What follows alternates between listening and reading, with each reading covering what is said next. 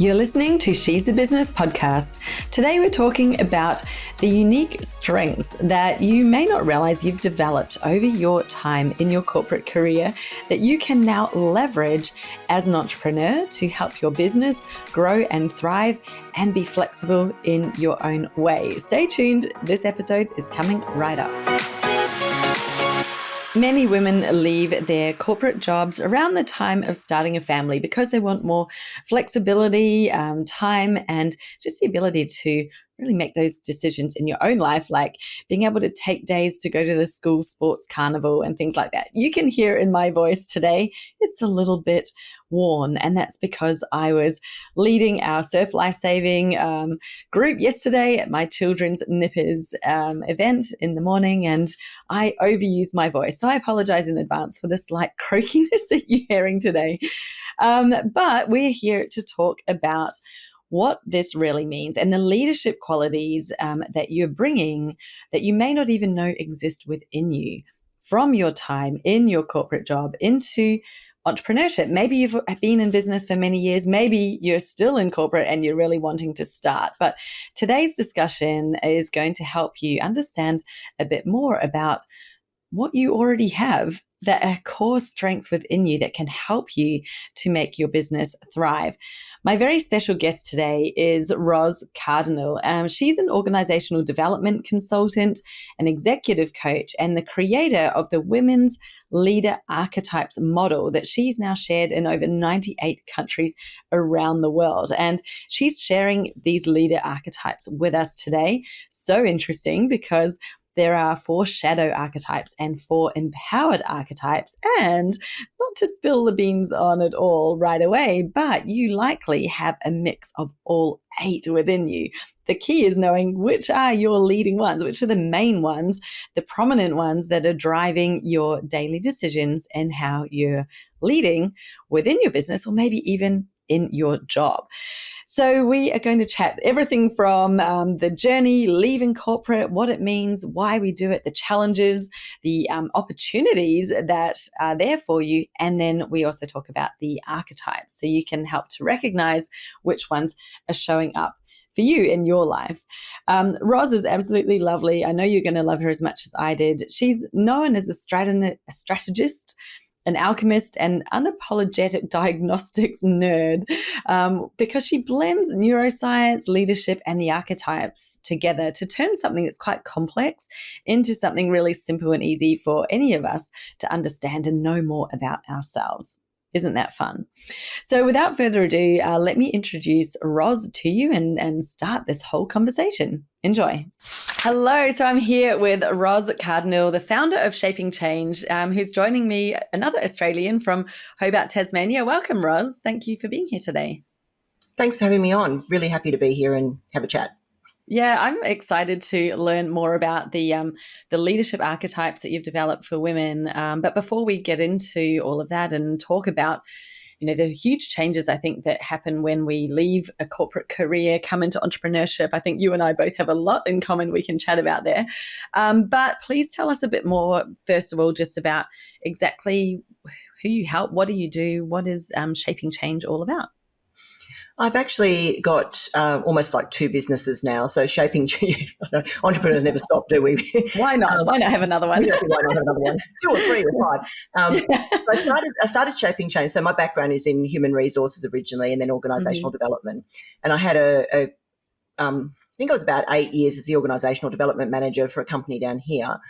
And so leaving that and starting my own thing, it was natural to go into OD. So OD consulting, facilitation, coaching, all of those sorts of things that go with it. So OD is a really fun portfolio to play with because you get to do strategy, you get to do organisational culture, you get to do the really interesting big pieces of work that happen in organisations. So that's the consulting arm of the business. Executive coaching is part of that. And then when I developed the archetypes, I'll talk about that. We can talk about that a bit later. But part of that in the last few years has been around accrediting other female coaches to use the model and the tools in their practices. So that's the second business, if that. Excellent. Yeah. Off the corner of the desk project, which is starting to take over now. So it's one of those kind of things where I'm balancing the 2 of them quite well at the moment. The focus on the consulting part of it and also the focus on the developing and growing coaches. And I found the really fun part about that is supporting the women as they build their own businesses around using the tools. So I'm really enjoying, again, it's still the same sort of work, strategy, Of course. the culture piece, the how do you actually, create your own business. So it's been a lot of fun. Yeah, and I think that the interesting part of that to me is, obviously with the archetypes, although you're supporting coaches, it's really the purpose and the mission behind it. Obviously, is a focus on women. Learning how to be better leaders, being able to step into the shoes and overcome some of the challenges that we face when leaving a corporate career and then moving into entrepreneurship, because even though you might do the same thing, and, technically I did that, I sort of shifted my skill from what I did in my corporate life. I had been head of marketing communications, and I'm like, I can do the same thing for other businesses, advise them and mentor them to do their marketing.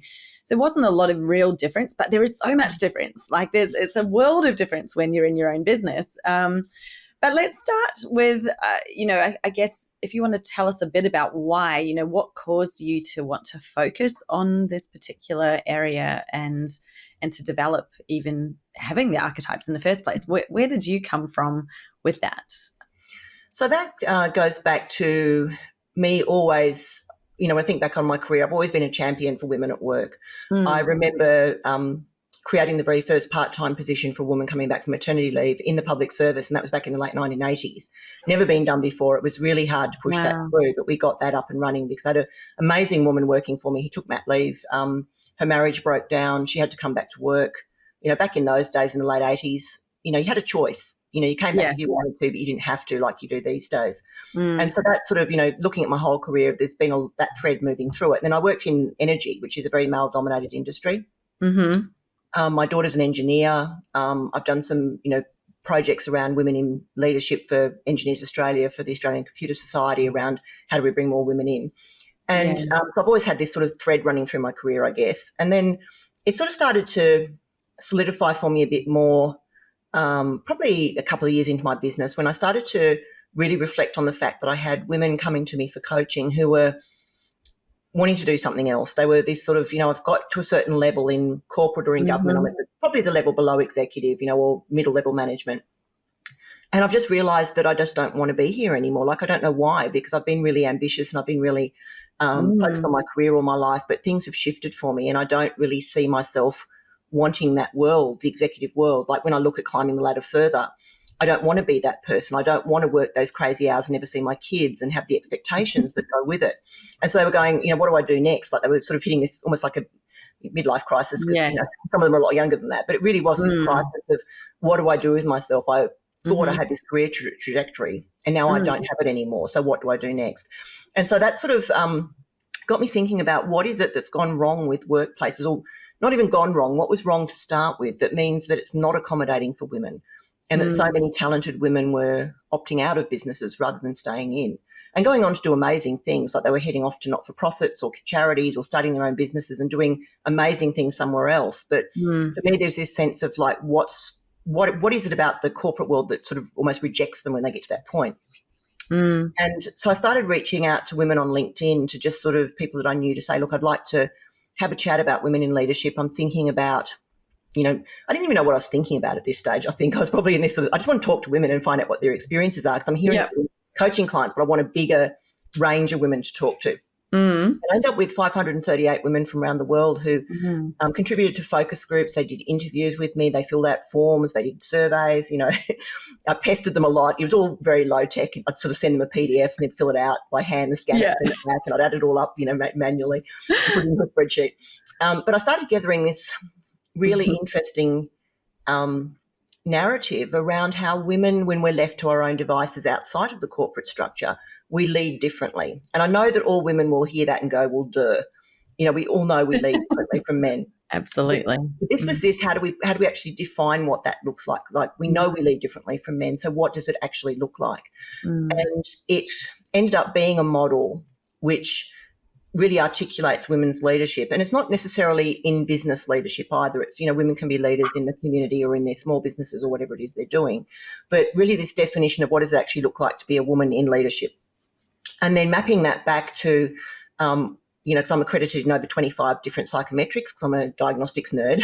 Mm-hmm. Going back to all the theories that I knew and all of the leadership diagnostics that I already had in my toolkit, Yeah. and recognising that what we were using to measure women was that male construct of leadership, which meant that women moving into leadership, that's why they felt so out of place in that hierarchy. They were moving into the more senior roles and being told this is what you need to do if you want to be a leader around here. And it wasn't fitting with their natural style. So, you get that for all women, that sort of space where they're either too much or not enough. You get told that you're too bossy, you're too opinionated, you're too loud, you're too bossy, you're too much, or you'll never be a leader because you're not enough of those things. You can never find the sweet spot. Yes. And that was the frustration, is why is it that women are being told that they're always too much or not enough? Like, why is there no space for us at the table? Yes. And there's not to say that women haven't done that. They've been at the top table and done it successfully, but they always find there's a sacrifice. So I've had women say to me things like, I had a client who had to take up golf because the rest of the exec played golf on Saturday. And she said, if I don't go, they make all these decisions about it. So I'm not there and I don't hear about it. Well, golf is a much easier thing to do. Just a story of one of the businesses that I was in previously, and at that head level, this is the IT industry, they used to go to strip clubs, no joke, and have meetings there, and even with clients. And I just was like, this is not okay. Like, I am not comfortable doing that. Yeah. And that was just that's what they did. So it was very much a boys club, and you're very much on the outer. Like, we did not belong. I had that. Did not belong exact there. Thing. I remember going to a conference with, the men, and when they had a lunch break, and it was a long enough lunch break, you could go out and get food, and they wanted to go to a strip club, and they were like, well, if you're not coming with us, we're going anyway. Yes. And I went somewhere else. But it's like, how is that okay? It boggled my mind. I actually thought, you cannot be joking. I thought this just happened in the movies and that they were exaggerating to make it, more interesting to watch. But it is actually what has been going on. And, it really did open my eyes up so much once I got it to that level and really saw what it was like. And it's really poor, disappointing, I think, to be honest. And so really good women were opting out and going somewhere else because they didn't want to have that life. Even, you don't have to play golf or go to a strip club. There's the long hours, there's the expectations, there's the needing to be on 24/7. You can't ever get away from work. And, women are saying, look, I've got a family. I experienced it myself. I mean, that was one of the catalysts for me leaving was I was running a business-wide culture change program. It went for 5 years, and we had residentials twice a week. I didn't facilitate all of them. I facilitated once a week. So I was away from home for 2 nights once a week. And I remember going home, and my daughter turned to my son. They were probably mid-teens. And she said, who's this woman and why does she seem to think that she lives here? Oh, and, ouch. Yeah, ouch, big ouch. But that was what I was hearing reflected from my female clients is, I don't want that world anymore. I've either tried it out and don't want it, or I'm looking at it and going, the only women I've seen succeed are the ones who have been prepared to sacrifice something in order to be successful. Yeah. And so that was the catalyst for this whole project. And then we released the first version of the assessment tool, and we've had over 10,000 women take it now in 98 countries. So it's got this wonderful database now of, women at their best, essentially. And so now we benchmark. So when we're assessing a woman, you can see a benchmark against other women as opposed to against men, which is what traditional leadership diagnostics do, because let's face it, most of the people in the database are men. So that's what I love about it is it's defined leadership for women, but also being able to benchmark against female leadership. Yeah. Oh, I love that. And shaping change, just like that really says it all, because this is a real driver of change. I'm curious because I'm sitting there listening to you, obviously relating everything to my own personal experience. And for me, and I'm curious as to whether you see a trend and if there's with families and starting a family, is it when they're first starting a family? Is it they've started a family and they're back in the workforce and then they're thinking, this isn't the place for me? I'm interested to hear about that because my own experience, everything changed literally the moment I told them I was pregnant. So what I saw in the corporate world was you're an A player, everything is fine as long as you are a woman with no children, or you're a woman with grown up children and you're able to be back in the workforce and you have like no responsibility and no need to be around them. But if you're anywhere in the place of you have children, whether they're babies, young, or at school, and there's still some level of responsibility there, it is just not for you. And I was literally told to my face by the CEO when I said I'm pregnant, and I waited till I was 5 months and I literally had to say something because otherwise, I was starting to show and everything. But he said, don't worry, there'll be a job for you when you get back. And I looked at him and said, what do you mean? I am coming back to my job, the one that I have worked my butt off for. Like, I haven't been doing this for 20 years to just go away and that's it. Oh, well, now I'm a mum and now it doesn't matter. And he looked at me and laughed and said, oh, your priorities will have changed. Literally what he said. So I didn't get a choice to say what I wanted or where my, anything about it. I was put in a box immediately and labeled, and how I was treated at work changed from that moment. There was like a line had been drawn, and from then on, I was then treated differently, even though I had not acted any differently. And until that moment, he hadn't known I was pregnant. So he'd been treating me the same as he always had right up until then. And, and it changed the minute I said it. And that is, I'm sure I'm not unique in this experience. I did go back after that first baby and, I thought I've got a point to prove here. And so I went back and was proving the point. And then when I got pregnant with the second child, I just thought, that's it. I literally cannot see this future being here, not only because it's not an environment that was supportive or conducive to women even recognizing achievements and ability, because as soon as you have the mother and any form of part-time, they just think you're slacking off. And it's like, I'm doing my full-time job in part-time hours now. You're paying me less and I'm actually improving results. That was never mentioned. So, it was so interesting. So for me, it happened early on. My second baby, I had a 3-year-old at home and I was out. But for others like yourself, you had teenagers. So I'm curious, do you see a trend, and is that the primary driver that women are leaving corporate because of having babies and family, or is there something else that happens? It's quite often is families. And I mean, I mentioned a project I did for Engineers Australia, and that was around exactly that. They found that women were leaving the profession to have their babies and never going back because there was this perception in the industry that you couldn't be a mother and an engineer at the same time. And so they were part of this project about how do we arrest that? How do we actually change the perceptions in the whole industry so that we can bring women back? And look, I had a female client who was an engineer who went part-time after she had her kids, and she intended to be part-time for a couple of years and then go back full-time. They wouldn't let her. And every time she sort of said, look, I'd like to change to full-time, the CEO kept saying, but who's going to look after your kids? This job involves a lot of travel. And she's like, my husband's a teacher. He gets lots of free time. Let me handle that. They wouldn't. So she ended up leaving and going somewhere else. And then, I helped her exit. And then when she was handed in her resignation, she got the typical thing, what can we do to help you stay? And she'd been screaming about what she needed for years and not being listened to. But then when they, she did that, I'm leaving now, they go, oh, so what can we do? But what I am seeing is, for women, it's often they leave around the time, they have young children and they've realised that they're balancing it quite well now in that middle-level manager job, but they're looking above it and going, I can't climb the ladder any further because I don't want to have to make the choice. I was in a situation with my, teenage kids where I had put my career on hold. I mean, I went back to work when my kids started school. I'd gone back part-time before that, but I went full-time once they started school. But my career was on hold. I was basically went back in, to a much lower level job than I'd left on. Right. And that was really for me about how do I just have a job I can do without really putting too much thought into it. I can really just, focus, because I was a single mum too, so I needed to focus on my kids. But I had to make the choice. It was the choice between and of course, once my kids got a bit older, I accelerated my career again and picked it back up.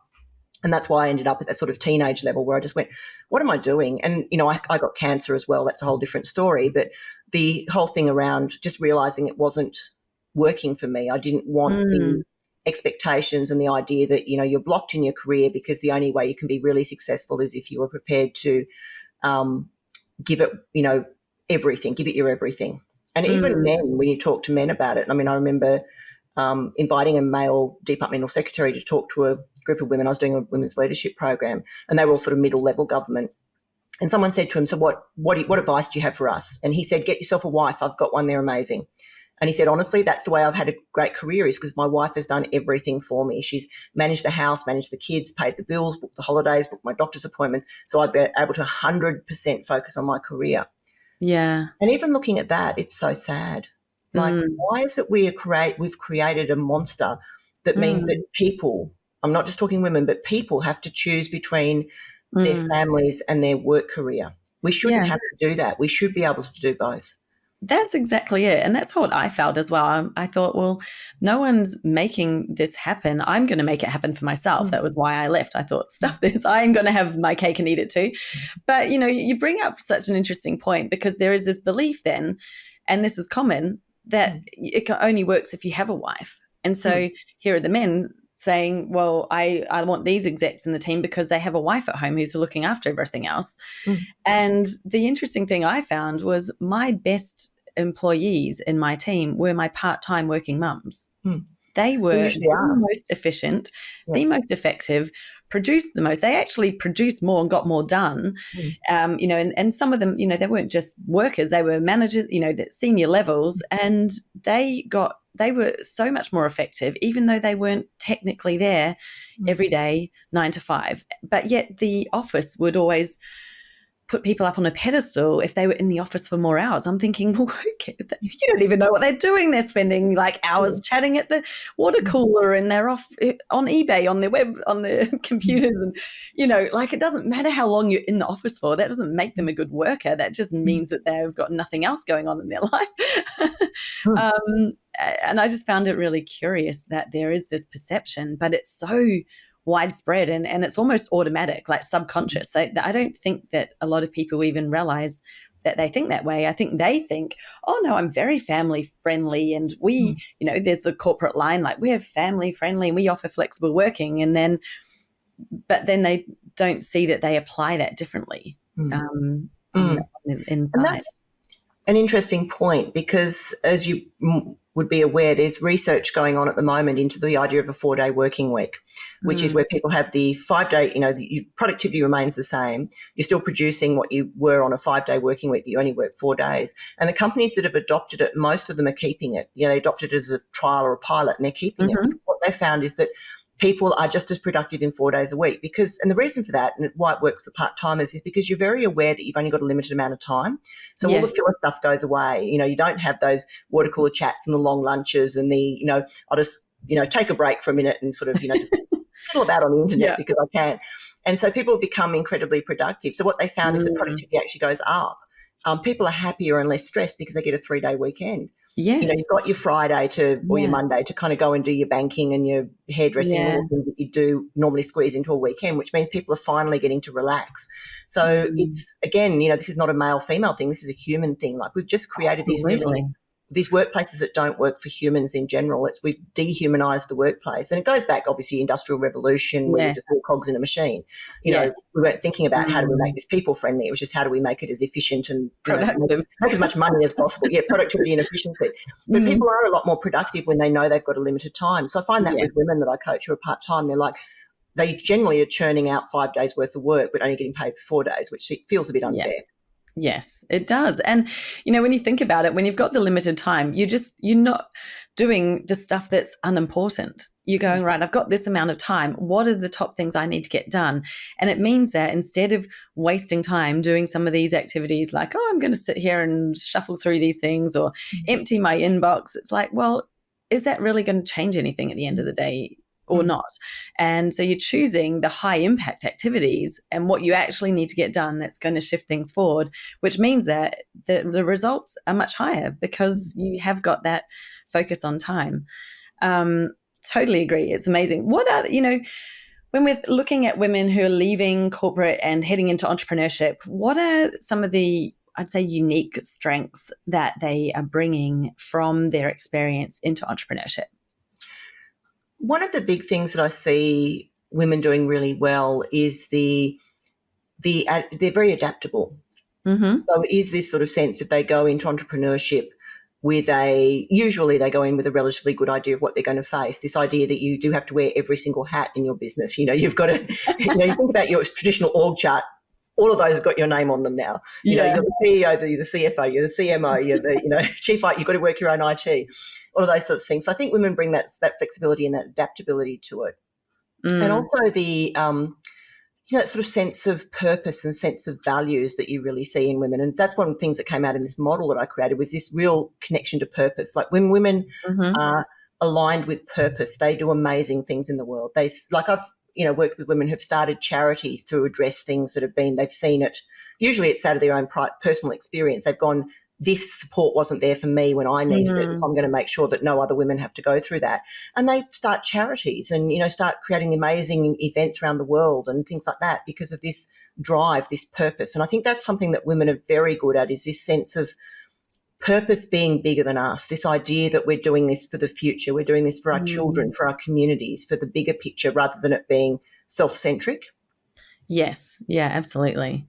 Yeah. And what would you say are the biggest challenges? Because interesting, you say we kind of get the view on what are all the different hats that are required to run a business. But in the corporate world, you're not usually wearing all the hats. You have someone in finance doing the finance stuff, and you've got somebody in all of those almost really supporting you. And, it can also then be a challenge to find, well, oh, goodness, now I need to know these things and now I need to do that, as well as doing, whatever it was that you used to.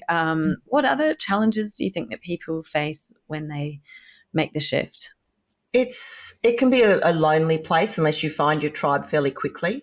There's certainly plenty of women in business groups around, and I'd always encourage women to join those. If you're going to leave and start your own business, join those networking groups, not just for the sake of networking, but just because you're going to need other people, because otherwise you're sitting at your own, on your own in your home office, for example. Exactly. Thinking what's wrong with me. And then you can go on there and think, oh, actually, there's all these other people feeling the exact same and, going through the same thing you are. It makes you feel like, you're not alone, and it's all very normal. But yeah, I agree. And also having almost like a board of directors in a way. Like when I first left to start my business, I had a really good financial planner. I had a good accountant. I had a good lawyer that I could sort of turn to sort of go, in terms of things like business structure, like how do I set this up? How do I protect my intellectual property? That sort of thing. And so it could be a range of people that you have, experts in their fields that you can turn to when you need things. So it's setting that sort of structure up, because I've seen people who've started a business and they keep all their receipts in a shoebox for the whole year, and then they give it all to an accountant at the end of the year and go sort it out, and they've got no idea if they're making a profit or not. It's like they send out invoices and print off a copy and stick it in the shoebox, and that all gets delivered at the end of financial year. So it's like have a really good, almost like those people that you would normally have relied on in corporate, like your finance people, your IT people. Find those contractors who are going to be really good at that for you. Yes. And set that up early, because you're going to need them. You might not think you do, but you're going to need them. And it's better to set it up well from the beginning. Like, with my accountant, we sat down and went, do I become a company straight away, or am I a sole trader? And he said, look, let's sole trader it for a little bit and we'll see how things go. And if you get to this size, we'll start, turn into a company, which we did. So that sort of stuff can be invaluable, because you don't want to, one of the things I see people doing is they leave decisions like that too late. Sort of like, I don't know when to become a company, or I haven't got my insurance sorted out, or I've got my receipts in a shoebox and I have no idea whether I'm making money. It's that kind of thing. You had all of those support structures in corporate. It's about setting all of those up, in your own small business. Yeah, absolutely. And, asking ChatGPT or Google or even in a Facebook group, so many people kind of reach out and ask those sort of questions. And you think you just got to be really wary of what sort of advice you're getting. So much better. You don't have to have an accountant on staff or a lawyer on staff. You just need to have someone who you've chosen, who's obviously a good fit for your business, and that you can get that advice, whether it's an hour, sit down with them for an hour and pay them for that hour. But it's so invaluable to have that. Absolutely. What else do you see, because I know that your archetypes, I'd love to get into those now, what the leader archetypes are. Are there any other sort of challenges around leadership that you see women particularly face when they obviously becoming your own boss, you are instantly thrust into leadership, even though you may be a business of one and wearing all the hats. You are still the person leading your business, and there are the leadership qualities required, even if you don't have a technical team per se. And look, one of the things that often happens when you leave, your corporate world, whether you did it yourself or you're pushed, because that often happens for women. Sometimes they get pushed, and it's that sort of thing, it's no longer tenable, or they get made redundant or something like that. Is there's often starting from a place of fear, which is I've been thrust into this thing, or I've made the leap myself, but it's a really scary thing. And I mean, I know I felt that when I left. It was this thing of, I had to work my 6 months notice period. So there was this 6 months where I spent this whole time sort of going backwards and forwards between, yes, this is going to be awesome, to, oh my God, I've made a huge mistake. How do I walk this back? And so starting from this space of fear is the challenge, because then we are not operating our best. We're not making great decisions. We're operating from, in my model, we're operating from shadow archetypes, which are the ones that are protective. They're protecting us from threat. And so our world narrows rather than expand. Yeah. And it's that real sense that we're doing this because we feel driven to make a certain amount of money. We put a success label on it. It's got to look like this to be successful. And we drive ourselves really hard to meet that definition of success, which might not be the right one. And if we haven't really planned it well, and, we haven't allowed for the fact that, the first few years are pretty bumpy, You're going to have times when you're sitting there and there's no clients on the horizon and you're going to be, oh, my God, what am I doing? I need to go back to my job. But knowing that you can trust the process and work your way through it, it's that sort of sense of how do you operate in that empowered space rather than that shadow space. Yeah, I think, and everybody's well written about that women often undersell themselves or underrate themselves and their ability. And I even see now that on a lot of job ads, they will say, even if you only think you meet a few of these criteria, please still apply, because, women would feel like they had to smash every single one of the requirements before they could apply, whereas men tended to act quite differently and would apply if they even met one of the criteria. So the interesting thing with that is then if they get pushed out, get made redundant because of their, they're having a family or they want to work part-time and the company won't allow them to, and they sort of get pushed out or demoted or made part-time and they leave on those terms, confidence absolutely shattered. Like the small amount of confidence in themselves that they had before, because they usually would be underrating how great they really were,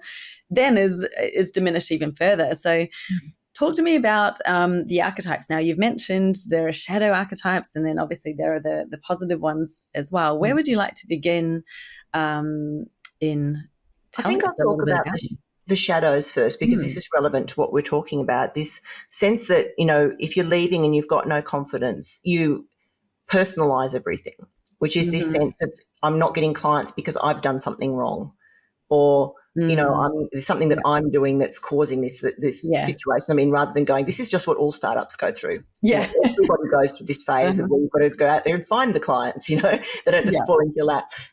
So the shadow archetypes are around, what happens for women when we're not at our best. And they're driven by fear, they're driven by threat response. It's the normal response that humans have to threat. So we've got our tyrant archetype, which is the one that's, drives herself really hard. It's perfectionism, it's imposter syndrome. It's I have to prove myself, I have to prove my value.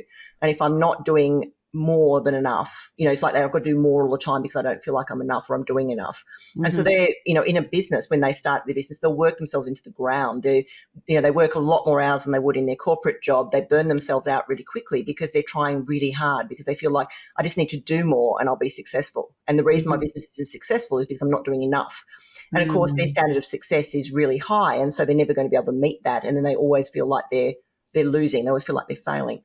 Yeah. And then we've got a lone wolf archetype, which is around, influence and power. But what happens there is a woman decides she has to do it all herself because it's the only safe way to do it. I can't trust anybody but myself. I'm the only one I can trust to do this. So she won't seek help. She won't reach out to the expert. She won't bring a new person in. She won't employ a VA when the time comes when she actually needs some support, because there's this sense of I can't let go of it all because it belongs to me. It's all mine. And if I let go of the control, then I kind of fail. So that when they say like my business is my baby, and they're literally like nurturing it to that point where I can't let anyone else in because it's my baby. Yeah. And it becomes a very lonely world, and also very limiting because there's only so much one person can do. Absolutely. And they never expand beyond that sort of early self, almost like that startup stage, because you start to get to a point where you do need other people. You start to need to employ an office manager, and you need to employ somebody to do graphic design, but because they want to control everything, they won't. You've got your martyr archetype, which is the people pleaser, which is where in business she worries so much about what people think about. They've got to like me. And that's where you get that people pleasing thing of, not setting reasonable prices. But they'll decide on a product or a service, and then they'll go, oh, but I can't charge that much for it.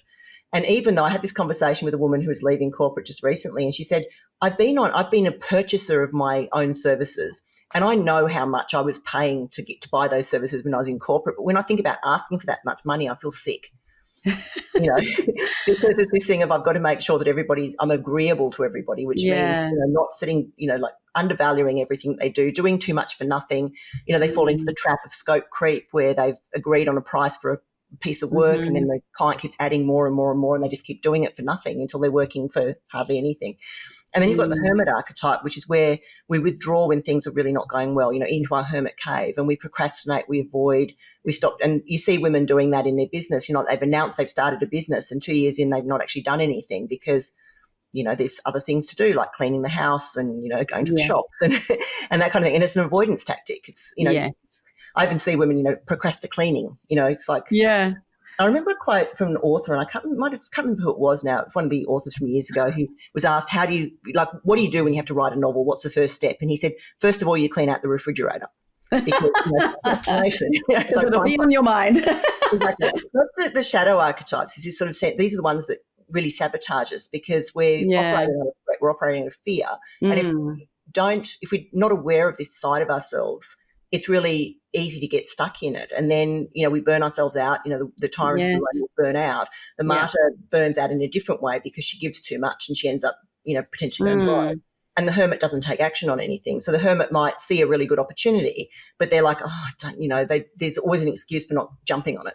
Right. What do you think, just a question on that, because one of the other ways I see people procrastinating but being busy doing it is continually developing something. So they're just remaining in development mode, thinking, but now I need to update my website, and now I need to do my brand photos, and now I need better messaging. And there's always something that they need to do that would be better. So they're just not actually getting out there. I always say MVP, like minimum viable product. Let's just get out there and start. You will figure it out. You will be surprised people don't care as much about your brand photos as what you do. Exactly. There's all those things. What does that fit into one of those shadow archetypes? Yeah, it can. It generally fits into that tyrant archetype, which is that feeling everything has to be perfect. Or the lone wolf is about knowledge. The lone wolf is that I don't know enough yet. I've got to do another course. Right. I've got to do another course or another study or learn a new thing before I'm going to be ready to put myself out in the world. And then they change their mind because they're doing a course. It's like, maybe I shouldn't be offering that. I should do something like change it. And so all of the back end work's going on. Okay, got it. And putting it off. But the tyrant, that feeling of it's not perfect. And they're the ones who redo their website. Like they'll rebrand 10 times in 2 years and they haven't started anything, Change the colours again because it's not the colour of the moment anymore. And totally. And it's just a procrastination thing. It really is that I'm too scared to be out there doing the thing that I'm meant to be doing, so I'll do something else instead because, again, it helps me feel like I'm adding value. That busyness is what fills up my world rather than the actually producing results. Yeah. So true. And so the flip side of that is obviously the empowered archetypes, which is where we see women at their absolute best. So the tyrant, at her best, the warrior, is a fantastic goal setter. She's setting goals, she's getting things done, she's engaging with all the people she needs to engage with to produce the result. And for a warrior, the key thing there is that I'm getting results, I'm adding value, things are happening in the world, but she's not ego attached to it. So it's this sense if something goes wrong, like if, I don't know, maybe the website looks terrible, but she'll go, you know what it'll do? It really is that get out there, just do something. That my program's not quite ready yet, but I've got a whole bunch of people wanting to sign up. So I'll just sign them up and as long as I stay a couple of weeks ahead of them in developing the materials, it's going to be fine. Yes. So for her, it's the end goal, that vision, the goal is the important thing. And how she gets there is, it's driven by joy. It's driven for, I just love getting stuff done.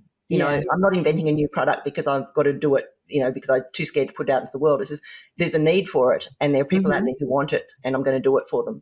And then we've got the lone wolf, who then, the wise woman is the empowered side of that. And the wise woman is, it's women with influence. You see wise women, very influential in the world, but they're really happy about spreading that influence. They don't feel the need to hoard it. They'll share it with other women. So you see them coaching, mentoring, supporting, growing others, giving them opportunities, connecting with the right people to make sure that other people, grow their careers as well. So it's a very selfless sense of influence. It's like, influence is great to have, so I'm going to share it with everybody. And, they've moved away from that sort of hoarding and I've got to hoard all my knowledge into, I'm happy to just share my knowledge with everybody because it's a good thing to do. And then you've got your tribe builder, who is the empowered part of the, you see the martyr side of it, the people pleasing. The tribe builder just loves people and wants to connect with them and spends a lot of time with them. But she does it again through joy. There's no ego in it. It's not about collecting lots of people, like how many people like me. It's just, I love people and want to hang out with them. And then at the very top of the diamond, we've got the sovereign, which is, our sense of self-empowerment. We're self-assured, we're self-empowered, we're self-actualized. We are at our absolute best, and we feel that's where that real sense of purpose and values that I talked about earlier comes into it. A woman who's very driven by her need to make a difference in the world in a really positive way. And I found when I talked to women about leadership, one of the key things that came out is how women use power is quite different, because for women, power is for the good of the collective, usually socialized power. We do it because we see a need in the world, and that thing is bigger than us. It's not a selfish thing. I'm not trying to be on the world stage because I want everyone to love me, or I want them to all look up to me or cheer for me. I'm doing that because somebody needs to step up and do it, and there's a vacancy there that no one's stepping into. Not because I want to be front and centre, but because the work needs to be done. Yeah, yeah. Now, I'm curious, with these archetypes, I can see so many, maybe everyone listening as well is like, oh, I can relate to so many different parts of that. So are we as humans typically one archetype, or are we a mix of all of them? And explain a little bit about how do we use that knowledge and practically and sort of be able to, how can it help us? So to answer the first part of the question, we are a mix of all of them. Like in the 10,000 plus women now who've done the assessment, nobody's ever come out as a zero in anything. Okay. So everybody's got elements of all of them. It's motive driven. So underneath the surface is what are we motivated by? So are we motivated by task? Are we motivated by people? Or are we motivated by influence? So some women will have strong leanings towards one part of it. Like they'll get women who are really strong in that warrior side of it. They're probably warrior, sovereign lone wolf, but the tribe build is quite low, because for them it's like, I actually don't really feel the need to connect with people. Maybe they're really introverted. Or you get women who are very start that again. And you get women who are very people-centric, who for them the people are the most important thing, more important than task. So the idea behind the model is that in ideal development we'd use all of them. And it's really about what's the right style at the right time with the right people for the right reason. Right. So if you're not a natural tribe builder, there's going to be times in your life and in your career where it would be useful to be able to do that. So it's leaning into what would a tribe builder do right now? If I had tribe builder here in the room with me, for example, what would that tribe builder do? And I quite often reflect on women that I know, who've done the assessment, who are really, really great at one of those things. And I'll go, what would that person do? Right. That model of what would they do in this situation. So it's situational. It's about being able to do all of those things when you need them. But, some people are really even across all of them, and some people have quite strong preferences. But I've never seen anybody who scored 0. I've seen some fairly lowish scores. I've seen sort of like 5, that kind of thing. But as a general rule, it's maximum 40. As a general rule, even people who aren't particularly developed across any of them will sort of score in the 20s, that kind of thing. Right. So do you find that there's a situation where, maybe you have a tendency more towards the shadow aspect of one, because I can kind of see that they're on a spectrum, right? There's the shadow and then there's the empowered of each one. So if you're on the shadow, and obviously that's the strongest voice in your head with the tendency to lean into that, and then that now you are aware that there's the empowered version of that, and you kind of it, but you maybe aren't as used to activating that part of you. Do you find people get stuck in a little bit of a battle where they're trying to adopt the positive, but then what their natural tendency is sort of really pulling them back? And do you have any strategies or tips on how you manage the internal battle if you end up finding yourself sort of wanting to act in the empowered way, but sort of getting drawn back into the shadow. And look, there's a lot you can do in that space with women, but a lot of it's about our history and these are learned responses. So we learn them from childhood. It's a lot of it's about what was recognised and rewarded in your house growing up. So I was having this conversation with a client this morning. We had a great conversation because for her, Tyrant was coming out. She's studying at the moment and she's beating herself up because she only got 93% on an exam, It's like, where did I go wrong? Oh, no. And we reflected on her childhood and she was talking about how when she was a kid, that was the expectation. Like her mum was really strict on, why aren't you doing better? Even when you're doing your best, why aren't you doing better? That was the refrain right. from her life. Never good enough. Yeah, never good enough. And so that's her framing, is that whenever she's faced with anything, it's almost like she hears her mother's voice in her head, why aren't you doing better than that? And so there's this unpack piece around uncovering that and understanding why we do it. Like it comes from a childhood experience. And then being able to work our way through that. It's like, this is my mother speaking. It doesn't have to be my reality right now. Some people have had really significant trauma and that's something they need to go and perhaps seek therapy for around that. But for a lot of us who've just had, our parents did their best. They probably didn't, sometimes it wasn't great, but they did what they could. Yeah. A lot of people have that, just that, that voice in their head that says you're not this, you're not that. And it's recognizing where it comes from and going, even though I'm hearing this voice in my head, or even though this is what I'm telling myself, it doesn't have to be my reality. I can make other choices. It is that sort of feel the fear and do it anyway. Like even though I feel like I can't put this thing out into the world because it's not perfect, I'm going to do it anyway. And I'm just going to do it as an experiment. I say that to my clients a lot. It's an experiment. Let's just try it and see what happens. And next time we meet, we'll talk about how it went and see if we need to tweak it. Yeah. And most of the time, the things that they think are going to happen don't happen. Like it's like if I put this out there and it's not, 100% beautiful, I haven't polished everything to perfection, people are going to hate it.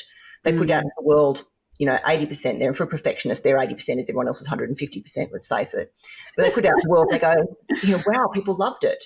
No one noticed that there was a typo on page 3. No, they don't. No, they don't mind. They don't mind if your video is sideways when you do something. They more care about what it is that you're saying. Do you know, there's something curious, and I'd love to hear your take on it, because there is that aspect that you just mentioned, the story of like, it's never good enough, even though she's doing really well. It's like, well, why aren't you doing better? And then like there's such a subtle shift into a place where it's like, hey, that was really great, well done, but also knowing that you can always improve. And so I'm finding, my kids are, well, my eldest is just leaving primary school, my youngest is still at primary school. There's like this balance between trying to create a positive environment, but also have them think, doing your best is all you can do, and that's great, and that's everything. But there's also, you can always seek ways in which you can improve, and it's that balance of making that a positive thing rather than a negative thing. And I'm curious to hear what your take on that is. Like, can you shift something where maybe you've had that it's not good enough and just feeling like it's negative, into it being like, wow, I did my best, and that's that, and that's now in the past. In the moment it's happened, it's already been and gone. But what can we learn from this now so that, maybe we can actually make our next best even better without it feeling like it's a negative thing, but feeling like it's growth. Positioning it as learning is really critical, which is, what did you learn from it? Yeah. So the reward is for the learning and for the effort that you put into it, not necessarily for the result. So it's fantastic if that result ends up equaling an A or equaling 100% on the test or whatever it is. But it's like, what did they learn from it? Yeah. What's been the real learning? Are we improving? Are we growing? Are we moving forward? It's that growth mindset versus fixed mindset piece. And that's often the challenge for perfectionists, is that they get stuck in this idea of a fixed mindset where I'm never going to be any better at it. And if I'm not perfect at it, then I've failed. It's like perfection or failure. There's no growth space in between, which is that, how do we, even when something's gone wrong, sitting down and going, well, rather than it was a failure, go, that was really interesting. What have I learned? And what can I put in place to make sure that maybe doesn't happen again, or that I've improved it. I've improved my process or my system or my delivery or whatever it looks like. Yeah. There's always room for it to be better next time. Absolutely. Even when it's, right up here, there's always room to improve it. But you don't want to get caught up in it's got to be up here or it's failure. No, that's so true. And I love that. And I think it's it's also like sometimes you might think this has happened and it's a failure or a mistake. And, in the moment it can feel like, oh, that's a disaster. I'm now trying to get my kids especially to start going, what was the good out of that? Like where was the thing that has happened? Even though that might have been a negative experience, what's the good part of it?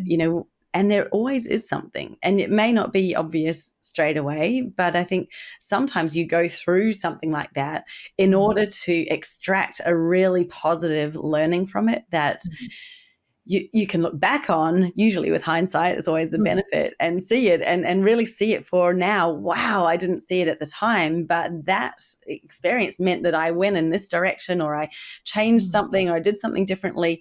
And this is now what I was definitely meant to do. And I always think it's so good to be able to take yourself out of those negative situations. And like you say, that the fixed mindset of like, I've been tested here and this is all I did my best and that's it and I can never do better, to being like, you're always growing and evolving as a person. What your best was that day, that was just that day. And what if it can be different? You don't know what the future holds. And it's kind of holding that view of the possibility rather than what was, and being tied to it. And sometimes if people are very discouraged or very stuck, they can't see the good in it. And they don't have to see the good in it right now, this minute, but there will be down the track. Maybe it's in a conversation for tomorrow or for in a week's time. Yeah. And, when I look back on some of the negative things in my life, they've all contributed in some way to who I am today. Like I had cancer, and I've been asked, people actually said, do you regret having, of course you regret having cancer. It must have been awful. And it's like, yes, I do. But there was also, like, if I hadn't had cancer, I probably wouldn't have left my corporate job. Yes. That was a real nudge to do something different. Having cancer meant that I was much braver. I took a lot of risks that I wouldn't have done years ago. I've started a business. I've done all these, things like, I still can't believe, I look back on the Archetypes work and go, I was just a person in Hobart who just went one day, I think I'll start talking to women, what's really going on. And here we are with this model, like I said, 98 countries. And the old me wouldn't have done that. I became so much braver because of cancer. What really happened was this, that thought process around, if this had been the end, there would have been all these things that I would have regretted not doing. And you do get that sense that life is just too short to not do the things you want to do. Because you never know. It might be tomorrow or next week or next year that could be the end for any of us. So do the thing you really want to do. And that was so even experiences like that where they've been, pretty negative, it was horrible at the time, but I've looked back on it and gone, good came out of that. And I think there probably isn't a lot of things you can look back on it and go, good came out of it in some way.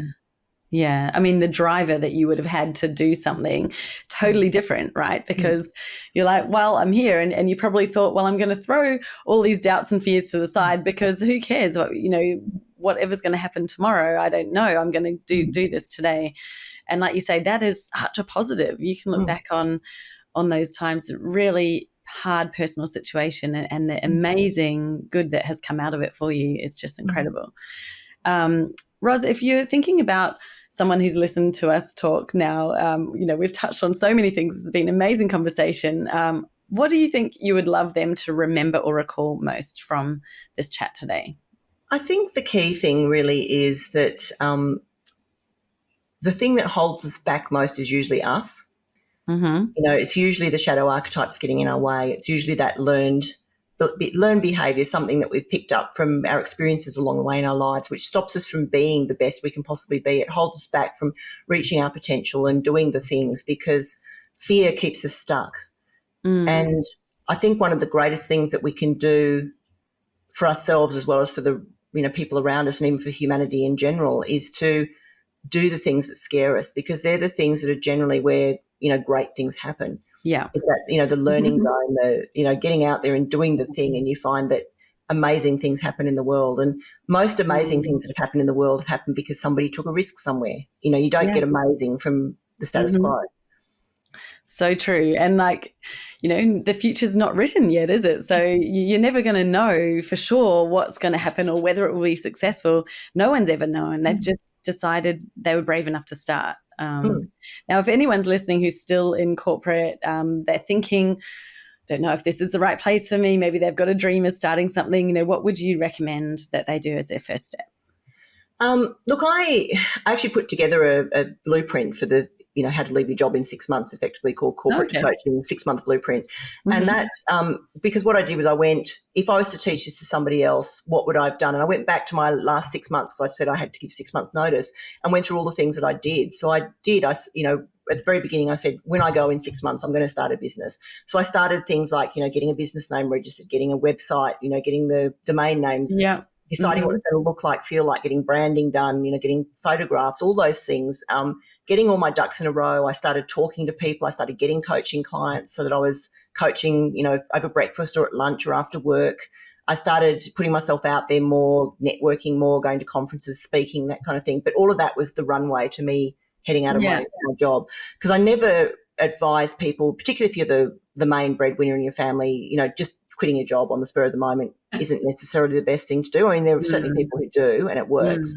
But if you're one of those sort of people who needs to sort of feel like you've got your ducks in a row, something, really sort of start thinking, like, make a plan. And it isn't, I'm going to quit my job tomorrow. It's like, if I were to quit my job this time next year, or if I was to quit my job at Christmas time or whatever that looks like, but then put the plan in place and start doing it, like get the things happening, because your corporate pay is the thing that you can use to grow your business in the early days. Exactly. Yeah. I like to think of it as a side job once you've decided. It's like the business is the new thing, then the job is your side job, and it's funding you while it's starting. Yeah. Because it does. You can pay for your education with that money. You can go and get accredited in things. You can go and get trained in things. You can, like I said, start getting clients, because then you've got it's viable, because you've got people that you've worked with who are giving you testimonials. It might be they're free to start off with. Work for people for free. Do some mentoring, and then get the testimonials from people who go, you're amazing, it worked, I love what you did. And then you're building your collateral, you're building your marketing. Yeah. And so when you do leave, you've already got that presence. Like I found when I left, I walked out of my job and started my first consulting gig the next day, because once I started to tell people I was leaving, people were saying, let me know when you go, because we want you to come and do this piece of work. So it was all kind of lined up before I walked out the door. And that was the ideal way to do it. And look, I recognise some women don't have that option, losing a job or something like that gets in the way and you have to do it really quickly. But if you've got the benefit of a bit of time, use that time really wisely. Yeah. Oh, I love the idea of that. So the Corporate to Coaching 6-month Blueprint, we'll definitely make sure the link to that one is in the show notes. So if you love the sound of it, then go and have a look at that. That's an amazing resource that you've put together, Ros. Really great. Thank you. Where else can people connect with you? Are you on social media? What's a good place for them to reach out and just get into your world? LinkedIn is probably the best place. I've got a presence on Twitter and, Facebook and things like that. Haven't tried TikTok yet. Don't think I will. LinkedIn, you've got my 2 websites. I've got shapingchange.com.au and I've also got womensleaderarchetypes.com.au.